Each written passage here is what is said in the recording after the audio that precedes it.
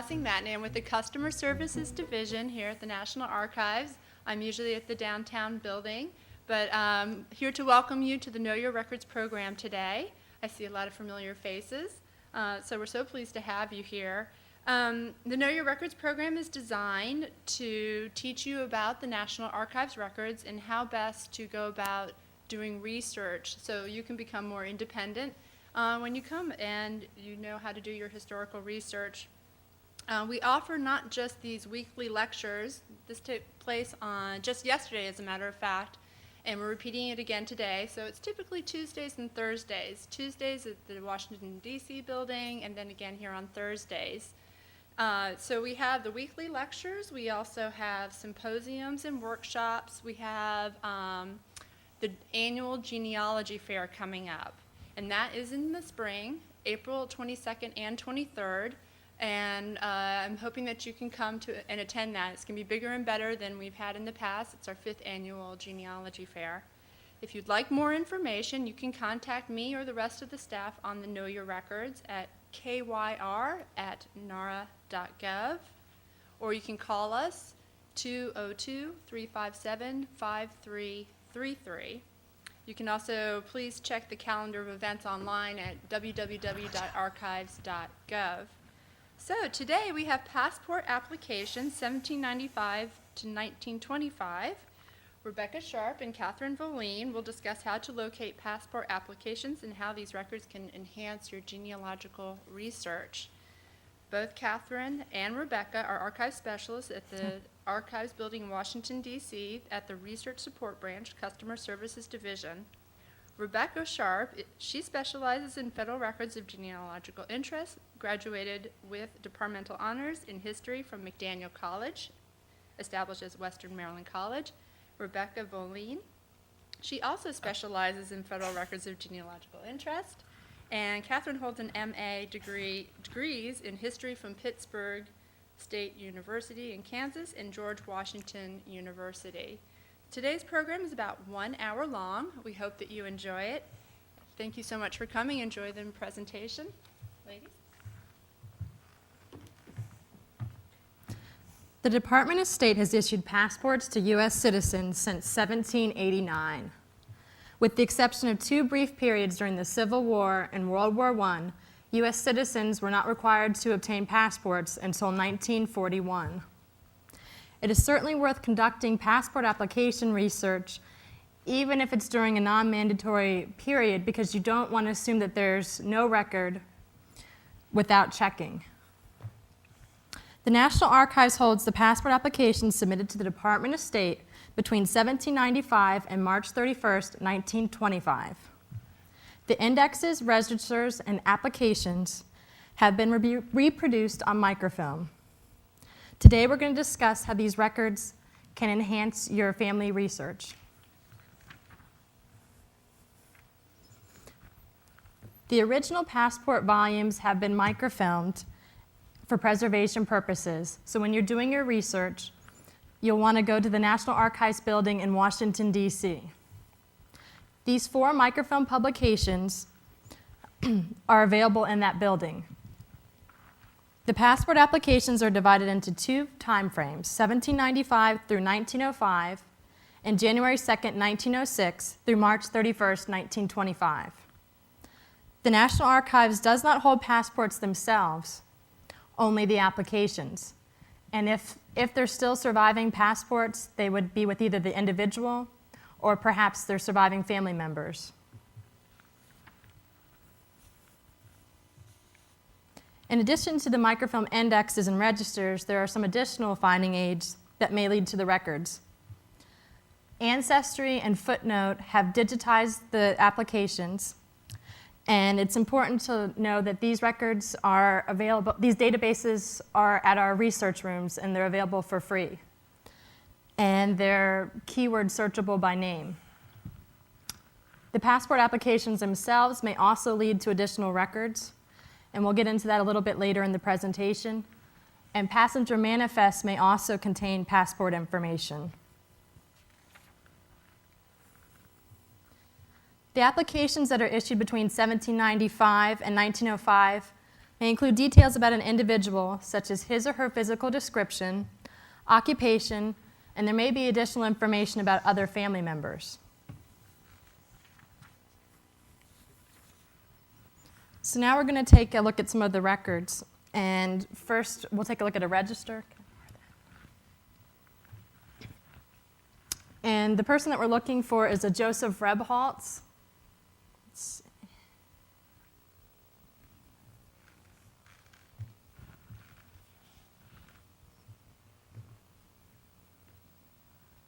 So here's Mr. Rebholz. There's the issuance date here of April 21st, 1891, and there's an application listed in this column.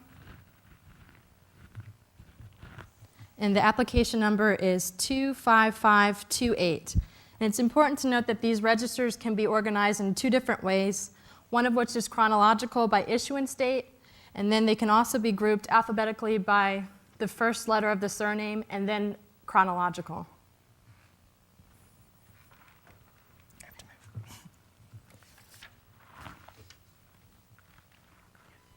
Okay, we took the information on the register that Rebecca just showed you and found Joseph Rebholz's passport application, and the number that she gave you, 25528, is right here, and the issuance date and his name is right here. This is an example of a pre-printed application form. A lot of the 18th and early to mid-19th century applications are going to be in letter format, handwritten letters, and we're going to show you several examples of those in a few minutes. But regardless of the format that they're in, they are supposed to contain certain specific information, such as an individual's age, their full name, citizenship status, if they're naturalized or not, or U.S.-born citizens, and also a physical description. And this is Joseph Rebholz's physical description right here. It says that he's 53 years old, he has gray-blue eyes, and a medium mouth with a mustache. I'm not really sure what a medium mouth is, but he had one. And this is an example of a letter request. Some of the records are as clear as the one you just saw. Some of them are like this. Some of them are even worse. So you'll find all sorts of things. This is a letter request for a passport for Benjamin Silliman in 1805, and it goes into detail about his educational background as well as his occupation. It says that he has had a liberal education at our College of Yale and now is a member of the same college in the character of their professor of chemistry and natural history. And apparently there's also a building named after him at Yale, but someone told us that. I haven't actually confirmed it yet. And these are some more examples of different types of occupations and where you'll find them. On the left, we have Joseph Levy, and he was a merchant of Japanese goods. Oh, wrong button. That's right in there. He was about to travel abroad with his wife and 3 children, all of whom are also listed on the passport up here. Sometimes you'll find the names of family members that are traveling with the individuals on the application, and we'll show you some examples of that as well. On the right, we have an 1897 application for Boris Tomaszewski, who is listed as a theatrical artist. And neither of these records show the destination of travel. Later records do start showing that. It'll say, where they're traveling and for what reason, and we have some examples of those too. Now we're going to take a look at Mr. Ogden's letter request for a passport for himself and his family members. He included the required information about his citizenship, his residency, his age, and his daughter's ages, but he also included a very colorful description of his daughter's stature. And I'll read a little excerpt from the record. He says, "I have resided in New York about 39 years and have been a citizen 30 or 35 years. I take with me my 3 daughters, the eldest Sarah, age 21, Grace W., age 16, and Charlotte E., age 12. All short of our age save the youngest, who is thin and rather tall for 12 and is still growing."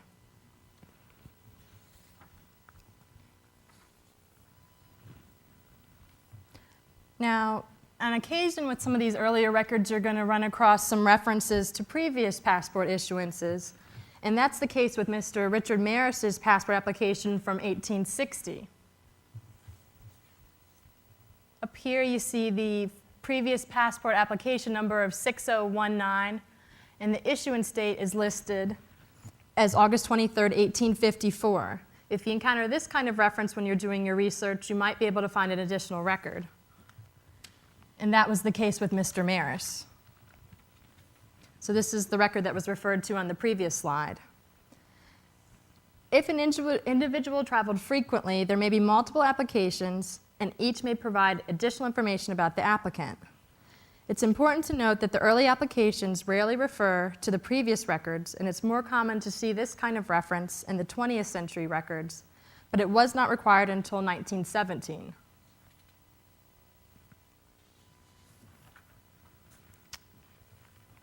Okay. Robert Purvis, whose application we see here, was the son of a wealthy merchant from Charleston, South Carolina. He inherited a large estate when his father passed away, and this allowed him to live a life of leisure. He was well educated and had attended college at some unnamed college in the East. It just says one of the Eastern colleges. And in 1834, when he submitted his application, he and his wife were planning to travel to Europe to visit his relatives. And this is actually his second application for a passport. In response to the first application, he received what was called a special form of passport, and it only identified him as a person of color, and it omitted the phrase citizen of the United States. And Mr. Purvis received the standard passport that identified him as a citizen when he objected to this special form that he first got. He was worried that the special form wouldn't provide him with adequate protection during his travels because it didn't identify him as a citizen of the U.S. Now, prior to the end of the Civil War, the Department of State's policy toward issuing African Americans U.S. passports was inconsistent. Sometimes they would get the standard forms, and sometimes they would receive the special form that Mr. Purvis first received. And they usually granted the special forms, and they usually noted that the individual was free and born in the U.S., but it didn't specifically say citizen of the United States. So that was an issue. This is another example of the same type of issue. This is 1861, and Robert Morris Jr. had applied for a passport, and he identified himself as African American, said his complexion was colored and his hair was short and curly. But when he did not receive a response from the State Department in a reasonable amount of time, he contacted Charles Sumner, who was a senator from Massachusetts, and Sumner contacted the Secretary of State. And he said that he was hesitant to issue a passport based on the physical description that Morris had provided, but he would issue one if Sumner submitted the application and only identified him as a citizen. So that's why this record is just this single page. And it says, please send me a passport for Robert Morris Jr. of Boston, a citizen of the United States. So if you're researching an African American ancestor in the passport applications, you're going to run into issues like this where you find strange things and they don't identify them well.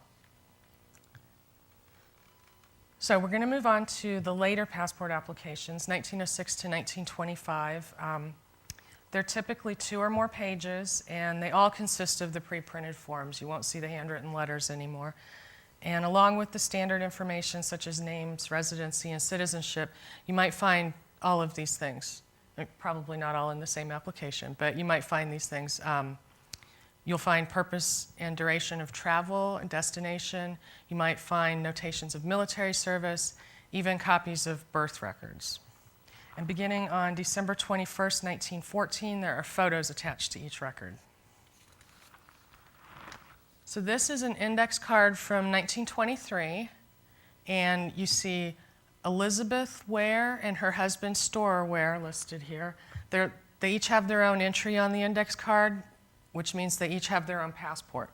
Sometimes you'll find families traveling on like the father's passport. Everybody will be listed on it. In this case, they each have their own. So when you're doing research into these, you should check under all possible names because you never know where the record's going to be. So it indicates that their passports were issued on August 17th, 1923.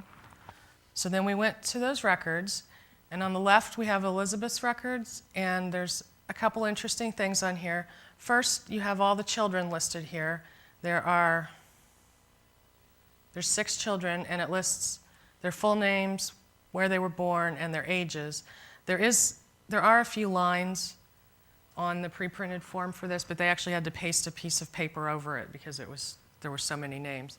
It also, somebody's handwritten their marriage date up here. That's a little unusual. And it refers to the husband's application right here. So when you go to the husband's application, it refers back to the wife's application.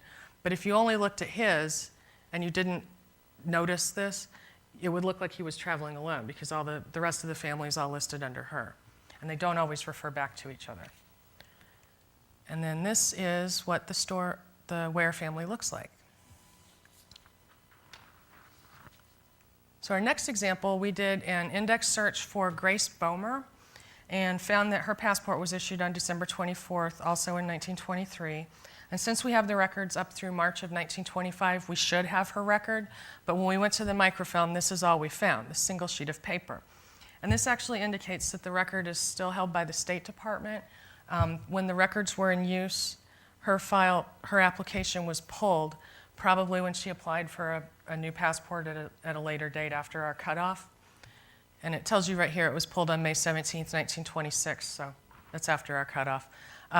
If you run into something like this, you have to contact the State Department to request the records, and we've provided instructions for that in one of the handouts.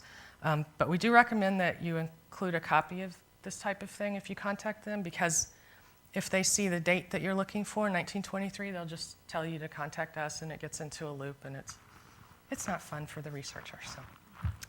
And one really important thing to note about these transfer sheets is that Ancestry digitized the passport applications, and they're in there, but they actually don't appear to have been indexed. So unless you know to look for them, you may think that somebody didn't apply for a passport. So our recommendation is if you're looking in the late 20s, basically the late teens and the 20s, and you don't find something on Ancestry, you should still check the microfilm index because they are indexed there, and it will give you the reference information to contact the State Department. Okay, as we mentioned earlier, passenger manifest may also list passport information, and that usually starts around 1918, and then from there on, you may run into this kind of notation. And this is an example of a 1922 manifest. And what you see is the naturalization column right here actually has some passport application information, or passport information noted. And sometimes they're just going to fill in the blanks wherever they can find a blank space. So in the birth column here, there's also some passport information. This time it's noted with just a number and an initial. And we found when we were doing some of our early research with these records that that's actually going to be the name of the Secretary of State that's in charge at the time. So that'll help you figure out when that passport was issued and help you locate the record. Sometimes the Secretary of State's full name is listed there, so that'll be even more helpful. And in the case with this manifest, in the naturalization column, it notes the information as U.S. passport NO, followed by the number, and as well as the issuance date. You're not always going to get the issuance date, but it's certainly helpful if it's there. And if it's not there, you might be able to just estimate roughly when it was issued, because the passports at this time are only usually good for about a year or two, or for specific travel. So you can go and just physically pull the application that seems to correspond and see if it's your individual. Some of the other notations you might encounter on the manifest include U.S. Pass, U.S. PP, Passport, PP, and as I mentioned before, there may not be any kind of abbreviations, just the numbers. And in this case, we're looking for a Margaret Halberg, and she's listed here, and if we follow this across to the naturalization section, you see her passport information, and that's listed as number 125002, issued on March 9th, 1922. And the passport number is going to be the same as the application number, so you should be able to find the record, and that was the case with Ms. Halberg. So this is the record that's referred to on the manifest. And as I mentioned earlier, sometimes these applications also refer to earlier issuances, and that's the case with Ms. Halberg's record. So right here in this pre-printed form, you see the issuance date of October 1st, 1919, and the number is listed here as well. And that's number 123578. So we were able to find that. So you get 2 photographs of Miss Halberg over time. You can kind of watch your ancestor's age. And based on this information in these 2 applications, we were able to construct a brief biographical sketch about Miss Halberg. She was born in Norway on April 4th, 1869. Her father was Johan Andersen Halberg. Margaret immigrated to the U.S. in March 1894 and became a naturalized citizen on June 1st, 1914. So this information might lead to additional records such as the passenger manifest and also her naturalization record. Margaret was a teacher, and in 1919 her permanent residence was in Baton Rouge, Louisiana. And by 1922 she had moved to Little Rock, Arkansas, where she resided at the School for the Deaf. If you do a little bit of research, you might find that she also taught at that institution. She traveled to Norway to visit relatives in 1919 and then again in 1922. And her 1922 application reveals that she resided outside the U.S. twice, once between 1910 and 1911, and then again between October 1919 and March of 1920. The application also notes that she lived in 4 different locations during her 27 years in the U.S. So in addition to Louisiana and Arkansas, she also lived at Washington, D.C. and Minnesota.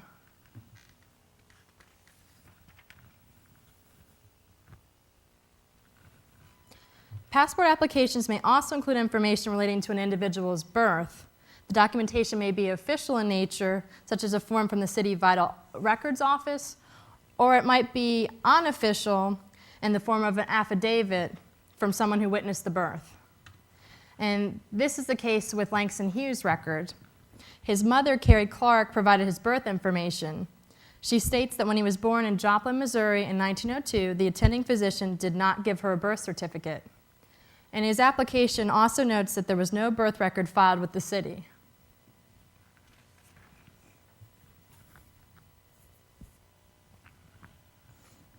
As I mentioned before, passport applications may also give you enough information to find a naturalization record.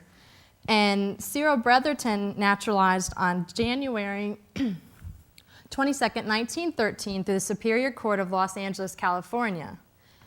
And you might be able to use this information to request his naturalization record. Whoops. His record also has an interesting personal affidavit that reveals his relation to history. It says that on or about April 23rd, my wife, Nora Annie Bretherton, applied to the Secretary of State for a passport. And at her request, the passport and my certificate of naturalization were forwarded to her on board the SS Lusitania. My wife traveled to England on the Lusitania and lost all her baggage, including my certificate of naturalization, when the ship was sunk off the coast of Ireland on May 7th of this year.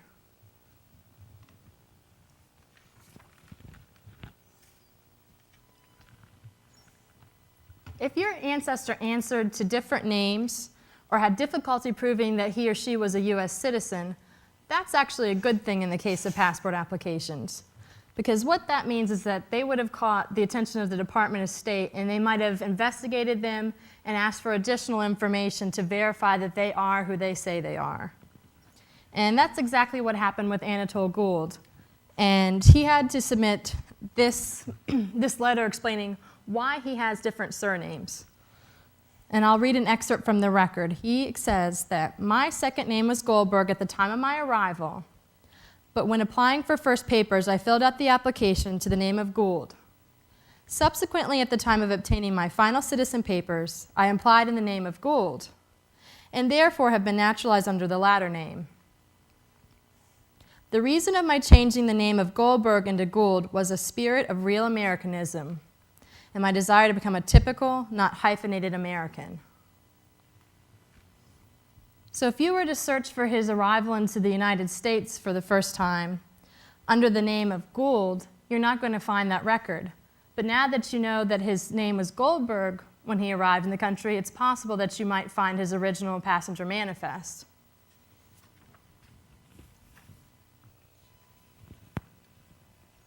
Now, Miss O'Shaughnessy is another individual that had some issues with using different names.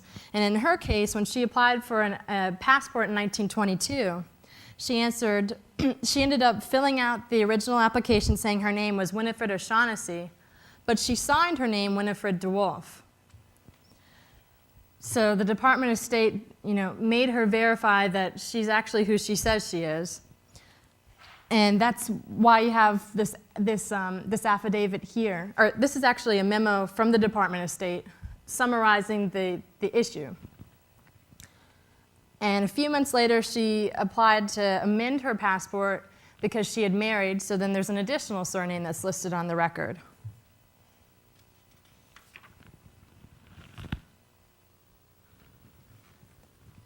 This is a 1923 application of John Tucker, and he explains why his surname is different than his father's. He says that he and his mother were both slaves while his father was a free man. Instead of taking the father's name, they both took their owner's name. The application also shows that John Tucker was born in September of 1853 in Georgia, and it lists his father's name as John McLaughlin. John Tucker was a painter who lived in New York City. He was traveling to Liberia, where he had lived for several years in the 1900s, and he's returning to visit his daughter.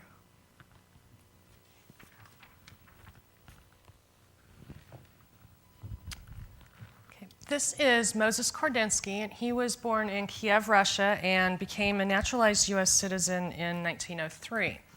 And in 1914, he moved to Jerusalem for religious observances, and the events of World War I prevented him from returning to the U.S. when he wanted to.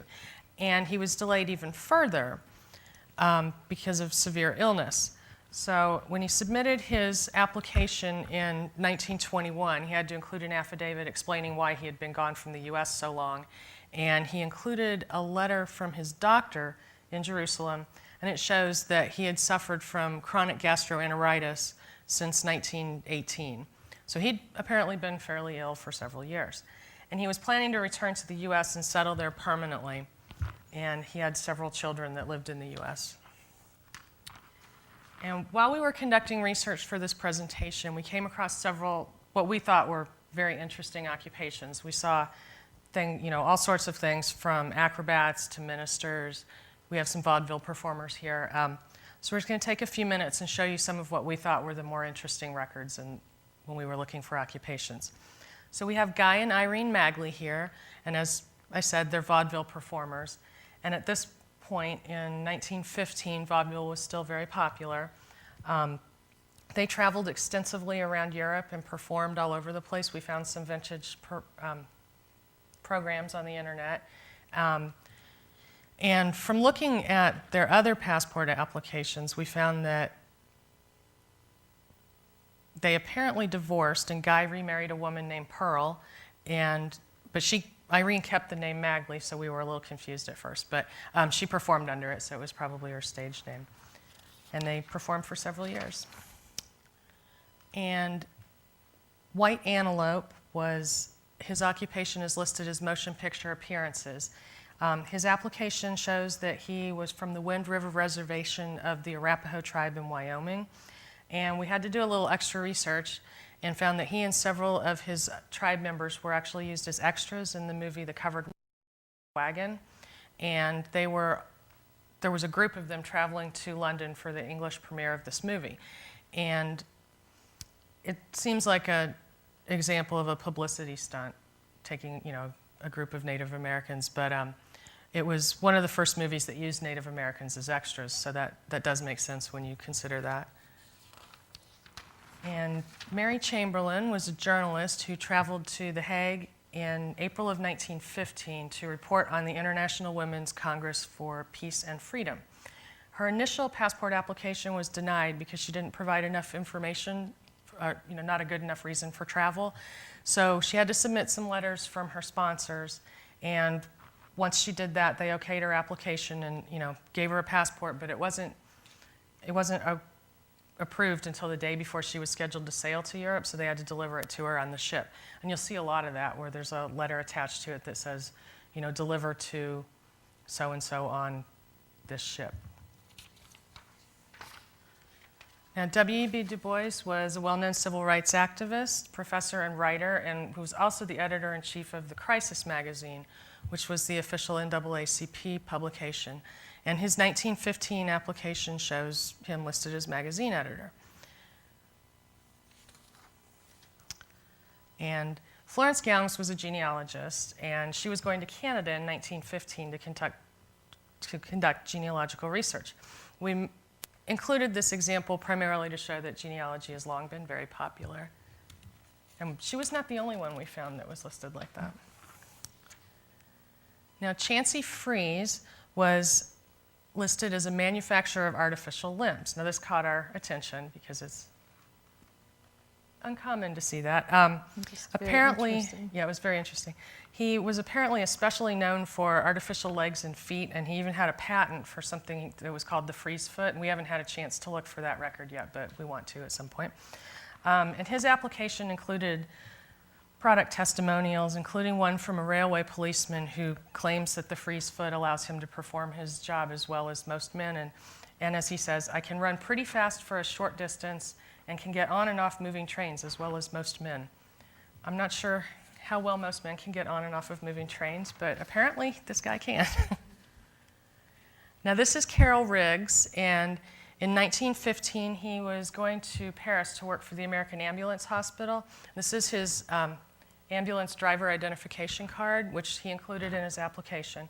And we found a lot of young men around this time that were going to Europe to volunteer for the Red Cross and be ambulance drivers. And it's before the U.S. entered World War I, so that's why you see this.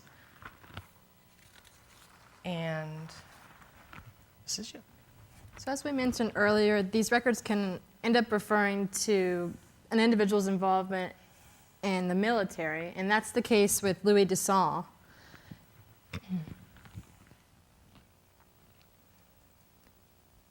His record has quite a bit of details about his service. It indicates that he was honorably discharged from the United States Navy as machinist mate of the USS New Jersey, and he was honorably discharged from the U.S. Revenue Cutter Service. So you should be able to take this information and locate his naval and revenue cutter records as well.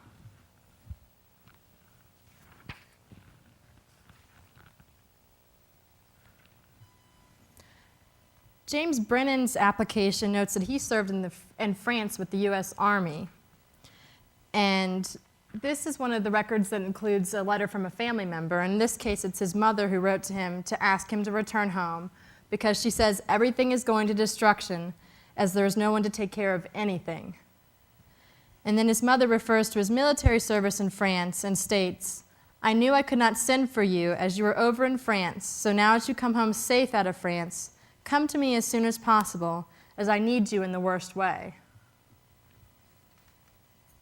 And this might be the only case where, since there was the fire in St. Louis, many of the records were destroyed, so this is actually a real research request from a researcher.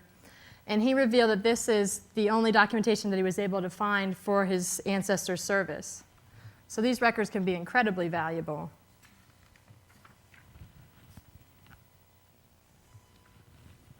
Gerda Quietmeyer's application contains transcripts of several letters and postcards from various family members, including this March 3rd, 1919 letter from her mother and father. Gerda apparently sent her mother a photograph of her husband, and her mother responded by saying, "Thanks for the picture of your husband. He is a fine man. Tell him so from me." And so we think that it's quite possible, by the phrasing of this statement, that it's possible that her mother had never met her son-in-law. In the letter, she also refers to Gerda's Aunt Thea, who worked at a hospital and was about to retire. And Gerda's mother's really worried because Thea is one of these people that's used to taking charge, and she's afraid that it's going to get very difficult around the house when she's there all the time. So letters like this can reveal a tremendous amount of information about the applicant and some of their other family members.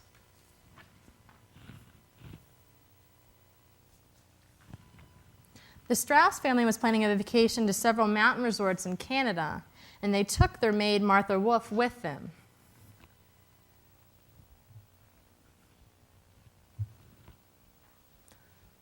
The record includes photos of the entire family as well as Martha, And by looking at their birth information, we're fairly confident we were able to place names with the appropriate faces. So we have the father, Albert, his wife, Amy, and their 2 children, Margaret and Lee, and then this is the maid, Martha.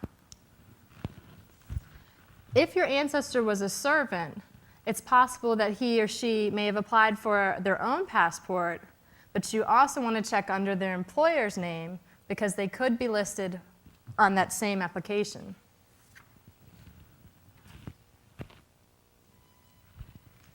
Frank Augustin was a musician living in Shanghai. He worked at the Astor House, which was a British hotel. His wife Claire and son John were also listed on the application. And this photograph, as you've seen with some of the previous one, lists all the names of the family members. Now, this isn't always the case, but if it does exist, it might help you place some names with some faces, because I know with our family, and it's probably the case with a lot of people, there's a lot of photos that we have no idea who anyone is.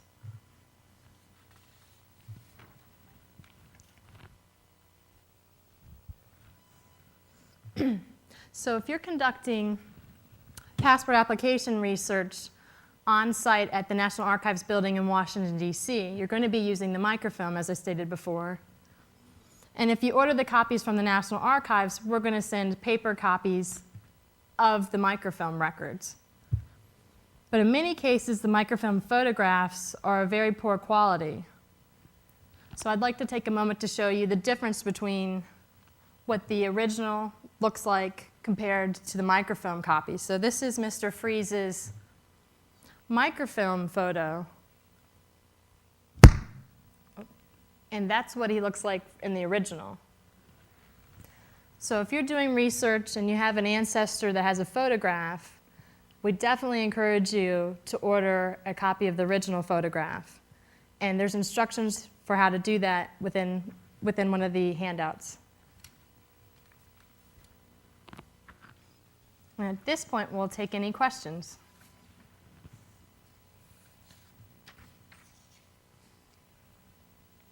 Yeah. Yes. I haven't done much genealogy myself, but at what point are people coming to you to use their records? Do you find that it's people who have been doing research for a long period of time, or people who are specifically looking to see about grandma's trip to Russia? Do you know much about who's using these specific records and how they're using them? Okay, they'd ask us, since they're filming, to repeat your question so that the audience that's watching can hear it. So we'll repeat your question first. So we'll repeat it and then we're going to reply. So the question is, at what point do researchers come to look at these records, like the passport applications, when they're doing their genealogical research? And I would just say that there's certain times with some of the more basic records, like the census records is what the genealogists are going to start off with, maybe passenger arrival records. Once they exhaust some of those sources, they're going to look for more information, more records that can flesh out their ancestor. And the applications are perfect for that. Yeah. It's not the first source that people come to, but it's something we recommend looking at when you're starting. But I wouldn't look at it at the very beginning.